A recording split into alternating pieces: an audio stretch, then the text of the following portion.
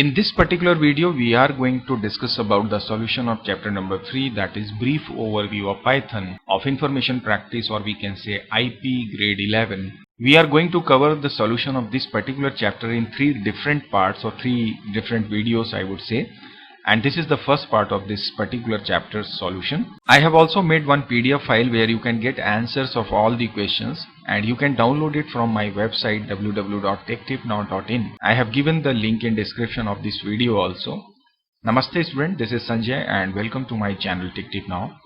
तो चलिए सीखते हैं और साथ ही साथ समझते भी हैं, बट उससे पहले प्लीज मेरे चैनल को यदि आपने अभी तक सब्सक्राइब नहीं किया है तो जरूर सब्सक्राइब कर लें, और वीडियो पसंद आए तो लाइक और शेयर करना भी ना भूलें. So let's start with the first question. Which of the following identifier names are invalid and why? सबसे पहले तो बात आती है आइडेंटिफायर का मतलब क्या है. Identifier is simply system defined keywords और user defined keywords which we use in our programming language. System defined जैसे true, false, int, float, char, ये सारे होते हैं. या जब आप कोई अपना वेरिएबल का नाम डिक्लेयर करते हैं या कांस्टेंट का नाम डिक्लेयर करते हैं, they can also be said identifier. एक छोटी सी बात और जल्दी से आपको मैं बता दूं कि what is the difference between identifier and a function. तो याद रखिए, आइडेंटिफायर जो होता है वो कभी भी वैल्यू रिटर्न नहीं करता, फंक्शन में रिटर्न है वैल्यू. और आइडेंटिफायर जो होता है उसके आगे ब्रैकेट्स नहीं होते, लेकिन फंक्शन जो होता है उसके आगे ब्रैकेट्स हो सकते हैं. ये बात आप ध्यान रखिएगा. अब आ जाते हैं हम सॉल्यूशन की ओर. तो पहला ये बोल रहा है कि सीरियल अंडरस्कोर नंबर डॉट, ये इनवैलिड है कि वैलिड. तो obviously it is invalid, because जब हम किसी भी आइडेंटिफायर को डिक्लेयर करने की बात करते हैं, डिफाइन करने की बात करते हैं, तो उसका जो रूल है उसमें ये है कि किसी भी आइडेंटिफायर में कभी भी पंक्चुएशन मार्क्स का आप यूज नहीं कर सकते, चाहे वो डॉट हो, चाहे कॉमा हो, क्वेश्चन मार्क हो. इस तरह के कैरेक्टर्स को हम इस्तेमाल नहीं करते हैं. That's why it is invalid. Come to the next one, it is again invalid. उसका रीजन है कि किसी भी आइडेंटिफायर के शुरुआत, उसके नाम की शुरुआत किसी भी नंबर या स्पेशल कैरेक्टर लाइक @ से हम नहीं कर सकते, तो ये इनवैलिड होगा. Let's come to the third one, that is $100. It is absolutely fine और करेक्ट. सो हम इसको बोल सकते हैं इट इज वैलिड, बिकॉज हमारा, जैसे मैंने आपसे बोला कि कोई भी वेरिएबल या आइडेंटिफायर के नेम की शुरुआत हमेशा या तो अंडरस्कोर से होती है या फिर हम किसी अल्फाबेट से कर सकते हैं, और उसके बाद में आप चाहें तो डॉलर लीजिए या अंडरस्कोर लीजिए या नंबर लीजिए, कोई प्रॉब्लम नहीं है. The next is saying total space marks. जो अगेन ये पूरी तरह से इनवैलिड है, क्योंकि हम कभी भी वेरिएबल या आइडेंटिफायर के नेम के बीच में स्पेस प्रोवाइड नहीं कर सकते. Next is saying total underscore mark, which is absolutely fine and correct. So we can say it is a valid. Let's come to the next one, that is total dash mark. Now total dash mark is again invalid. The reason is quite easy to understand कि हम कभी भी hyphen या dash को as a separator इस्तेमाल नहीं कर सकते. नॉट ओनली सेपरेटर, हम इस पर्टिकुलर कैरेक्टर का इस्तेमाल कभी भी आइडेंटिफायर के नेमिंग में नहीं करते हैं. It is not allowed. So again it is invalid. When it comes to G_%, it is absolutely fine, because आप किसी भी वेरिएबल की नाम की शुरुआत किसी एक नॉर्मल अल्फाबेट से या अंडरस्कोर से कर सकते हैं. हाँ, इसके बाद में आप नंबर लीजिए, उसके बाद में आप कोई स्पेशल कैरेक्टर लीजिए, कोई प्रॉब्लम नहीं है. इसके बाद में बात आती है ट्रू की, H की. तो it is again invalid. The reason is again quite easy to understand. जैसा मैंने शुरू में आपसे कहा, it is a system defined identifier, और सिस्टम डिफाइंड आइडेंटिफायर्स को आप यूजर डिफाइंड वे पे नहीं ले सकते. यदि आप अपना कोई वेरिएबल डिक्लेयर करेंगे ट्रू के नाम से तो वो इनवैलिड होगा. इसी तरह से जितने भी अदर आइडेंटिफायर्स हैं उनको भी आप, मीन्स मैं सिस्टम डिफाइंड आइडेंटिफायर्स की बात कर रहा हूं, उनको आप इस्तेमाल नहीं कर सकते हैं. सो आई थिंक ये आपको कॉन्सेप्ट क्लियर हो रहा होगा. Let's move to the next question. Write the corresponding Python assignment statements. यहाँ पे ये बात कर रहा है असाइनमेंट स्टेटमेंट्स की. Assignment in the sense we are talking about equal to sign, ये this is my assignment operator. So किसी वेरिएबल में किसी वैल्यू को असाइन करना है, उसके लिए हम इसे यूज कर सकते हैं, या one variable to another variable assign करना, उसके लिए हम इसका इस्तेमाल करते हैं. सो पहला question is quite easy I think for you all, कि 10 को लेंथ में डालना है और 20 को ब्रेड्थ नाम के आइडेंटिफायर या वेरिएबल में इनपुट करना है, तो कैसे करेंगे. So I am writing the answer.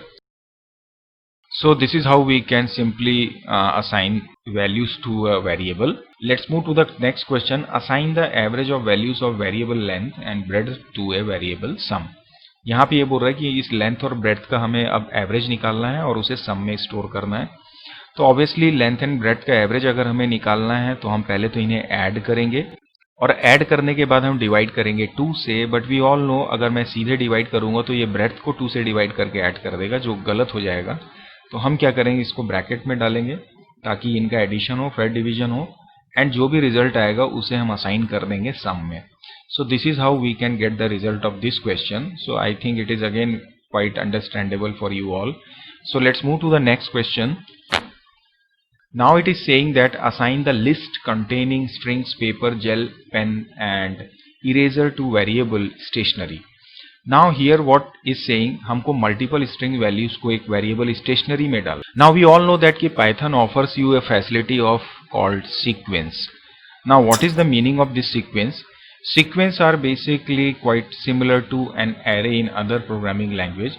When you want to store multiple values at the same location, we can use sequence. Python में बहुत सारे डिफरेंट सीक्वेंस होते हैं, जैसे कि लिस्ट का आप इस्तेमाल कर सकते हैं, आप डिक्शनरी का इस्तेमाल कर सकते हैं, या टपल का भी इस्तेमाल आप कर सकते हैं, एरे का भी फैसिलिटी इसमें होता है। तो फिलहाल चूंकि यहाँ पे हमें इन स्ट्रिंग्स को स्टोर करना है एक साथ, तो इसके लिए हम यहाँ पे डिफाइन करेंगे एक लिस्ट को। तो उसके लिए हम सीधे सीधे लिखते हैं, जैसे चूंकि इसका नाम हमें स्टेशनरी देना है तो हम सीधे लिखेंगे स्टेशनरी इक्वल टू, जब भी हमें लिस्ट लेनी होती है we always use this square bracket और इसके अंदर आप सारी वैल्यूज को आप डाल दीजिए। इन वैल्यूज को आप हमेशा कॉमा से सेपरेट करते हैं, इसलिए मैंने कॉमा का इस्तेमाल किया है। Then again comma and finally this eraser and then finally close this square bracket. So this is how we can simply assign multiple string values to a list called stationery, right? So let's move to the next question, that is assign the strings Mohandas, Karamchand and Gandhi to again variable first, middle and last. तो individual variables हैं, इनमें strings values को डालना है। Again it is very easy to understand, तो मैं सीधे इसको लिख देता हूं। So this is how we can use it. आप यहाँ पे इस सिंगल कोटेशन मार्क की जगह इन्वर्टेड कॉमा के अंदर में भी स्ट्रिंग वैल्यूज को लेके उसे इस वेरिएबल में असाइन कर सकते हैं, कोई प्रॉब्लम नहीं। So this is how we can assign them. Let's move to the next question. Assign the concatenated values of string variable first, middle and last to a variable full name. Make sure to incorporate blank space appropriately between the different parts of name.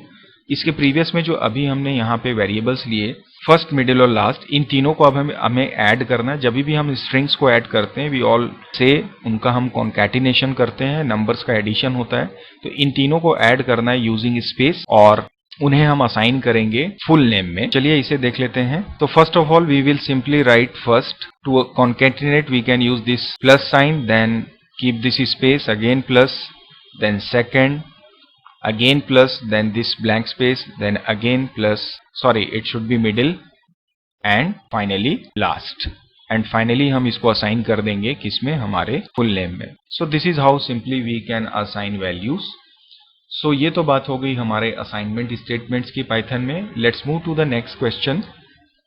It is saying which data type will be used to represent the following data values and why. यहाँ पे different type of values का nature दिया हुआ है, किस तरह की values है और इनके लिए किस तरह के data type हम use करेंगे। First of all, what is data type? Data types are again system defined keywords or identifiers which actually determines the type of value stored in a variable. Python is dynamic in nature, मतलब Python में आप जब भी कोई variable लेते हो तो उसके साथ कोई भी डेटा टाइप असाइन नहीं किया जाता या लिया नहीं जाता। हम सिंपली लिखते हैं x इक्वल टू 10, तो वो 10 जो है सीधे x में जाता है। आफ्टर दैट अगर आप इसमें x में लिखते हैं a, तो फिर ये a स्टोर कर लेता है बिकॉज ऑफ इट्स डायनेमिसिटी। लेकिन होता क्या है कि बैकएंड में जैसे ही a x में जाता है तो इस x का जो टाइप है वो ऑटोमेटिकली कन्वर्ट हो जाता है कैरेक्टर में, और जब ये 10 होता है तो ये कन्वर्ट हो जाता है इंटीजर में। तो ये ऑटोमेटिकली डेटा टाइप्स के कन्वर्जन्स होते हैं पाइथन में, हमें इसे लेने की जरूरत नहीं पड़ती। बट आपको ये मालूम होना चाहिए कि कौन सा डेटा टाइप एक्चुअली इस वेरिएबल में होगा जब आप इस पर्टिकुलर टाइप की वैल्यू को स्टोर करेंगे। तो ये बोल रहा है कि number of months in a year. We all know that कि मंथ जो होता है वो हमेशा एब्सोल्यूट वैल्यू होती है, तो इसलिए यहाँ पर जो डेटा टाइप यूज होगा वो हमेशा होगा integer. Integer type of data type होगा, सॉरी इंटीजर डेटा टाइप होगा, और इसमें जो एक्चुअली डेटा टाइप होगा प्रोग्रामिंग में that is always your int. And resident of Delhi और नॉट, तो इसमें सिर्फ दो ही पॉसिबिलिटीज हैं, यस और नो। इसका मतलब यहाँ पे जो डेटा टाइप होगा वो होगा बुलियन, और बुलियन में जो कीवर्ड इस्तेमाल होता है पाइथन में internally, that is always your bool, it is in small letter, so this is your boolean. Next mobile number. Mobile number के बारे में एक चीज है, हम इसे इंटीजर भी ले सकते हैं और स्ट्रिंग भी ले सकते हैं। बाय डिफॉल्ट तो हमारे दिमाग में ये आ रहा होगा कि नंबर है मतलब इंटीजर लेंगे, और ये एब्सोल्यूट नंबर होता है इसलिए इंटीजर लिया जाएगा, हम फ्लोट नहीं लेंगे। लेकिन मैंने यहाँ पे लिखा हुआ है स्ट्रिंग। स्ट्रिंग क्यों लिखा है? देखिए, मोबाइल नंबर एक ऐसा नंबर है जो कभी भी किसी कैलकुलेशन में इन्वॉल्व नहीं होता है। से फॉर एग्जाम्पल, हम दूसरा एग्जाम्पल लेते हैं अकाउंट नंबर का। आपका बैंक का अकाउंट नंबर जो है वो कभी भी कैलकुलेशन के लिए नहीं इस्तेमाल होता है। कैलकुलेशन के लिए हम दिस काइंड ऑफ नंबर्स को यूज करते हैं। मोबाइल नंबर की जहां तक बात है या अकाउंट नंबर की जहां तक बात है, इनका इस्तेमाल किसी भी रिकॉर्ड को यूनिकली आइडेंटिफाई करने के लिए किया जाता है। जैसे आपकी क्लास में आपका रोल नंबर आपको आइडेंटिफाई करता है, या आपका जो स्कूल का रजिस्ट्रेशन नंबर है उससे आपकी आइडेंटिफिकेशन होती है। तो इस तरह के जितने भी वैल्यूज होती हैं मोबाइल नंबर, अकाउंट नंबर, इनका जो नेचर होता है वो बेसिकली जो या उनका जो बिहेवियर होता है वो एक एज ए स्ट्रिंग होता है, एज ए कैरेक्टर होता है, एज ए टेक्स्ट लिया जाता है, क्योंकि टेक्स्ट की बेसिस पे किसी डेटा को, रिकॉर्ड को यूनिकली आइडेंटिफाई करना आसान होता है, मेंटेन करना आसान होता है।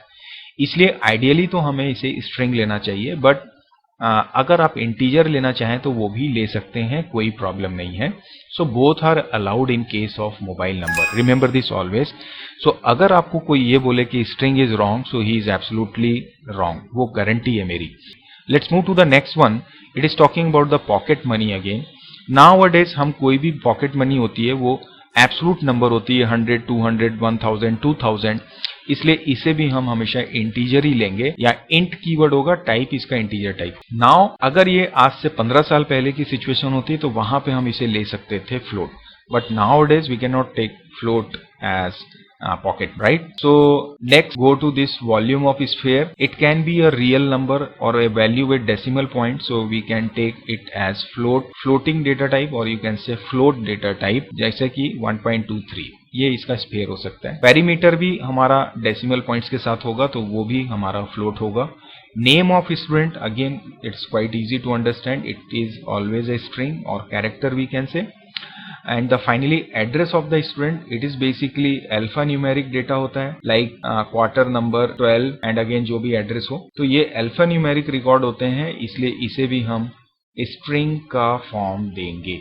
सो this is how we can understand किस तरह से कौन से डेटा टाइप इन पर्टिकुलर्स के लिए हम इस्तेमाल करेंगे। सो आई थिंक आपको ये पूरा कॉन्सेप्ट अब समझ में आ रहा होगा। I think I should stop my video now.